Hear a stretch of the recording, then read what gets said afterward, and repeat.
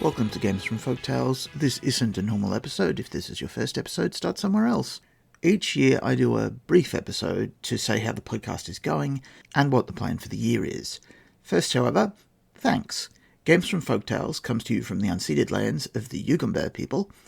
Games from Folktales is made possible by the Patreons, who are covering its hosting fees. It also uses trademarks from Maginomia and Ars Magica with the permission of the two companies that own those trademarks.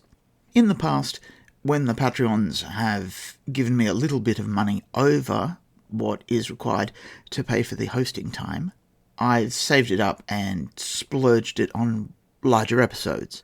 Because of a sudden decrease in price in my hosting fees, however, I don't need to do that anymore, so instead I'm gathering up a little war chest to use to pay for deck plans, cover art, and maps to suit the Venice book, but more on the Venice book later. Last year, my podcast host changed my price structure, so I get a lot more podcast minutes per month. I'm writing more than in previous years, but I've been filling a lot of that extra time with LibriVox recordings of relevant material. This has altered the balance of the podcast so that essentially you get 2 episodes from me and 2 episodes of some sort of historical document in each 4-week cycle. That doesn't seem to have put people off, so I'm going to continue doing that. Statistically, there were 10,150 visitors to the blog last year via Jetpack and 7,070 episode downloads according to Libsyn. That technically means the number of listeners has doubled in the last year to 195 people per episode. I know these statistics can be a bit flaky because of bot scrapes and people writing their own podcatchers, but regardless, if I could get 150 people together at a con every week to talk ours, that would be great. I'm not trying to have a commercially successful podcast as a side hustle, so I don't need to hit 1,000 downloads per episode, which is what unlocks automatic advertising. I'm glad people like it. Thank you so much for listening. So far, there's been no replacement for the Cellini materials from last year.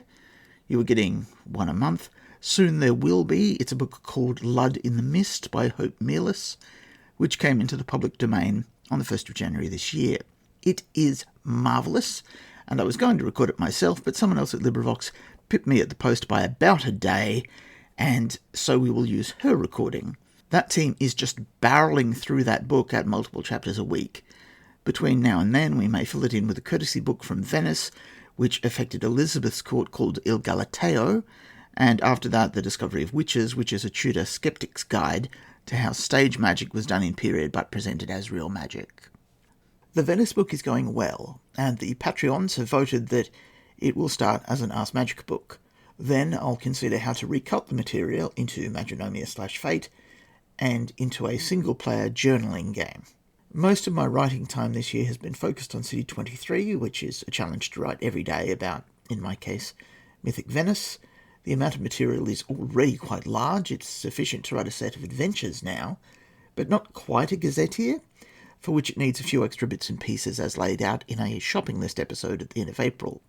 The current plan is to write up all the suitable characters from the Facetious Knights of Straparola as fairy guides, and then go back to the shopping list, fill that, and then condense it down into the rough draft of a book. After that, I'll need to give serious thought as to if this is an ashcan or if I want to try and make it into a formal commercial product with a Kickstarter and art and distribution. That would be new for me, so interesting, but also time-consuming and possibly not fun. We will see. Venice Dungeon 23 for May was delayed for a few days, which is why you had what was going to be November's Monster of the Month for that month instead. Similarly, the quarterly digest for April came out late, but is on the website. In terms of future episodes, the upcoming episodes which have already been lodged on the Libsyn server are The Shrine of Death by Lady Dilke, which is a mystery cult initiation.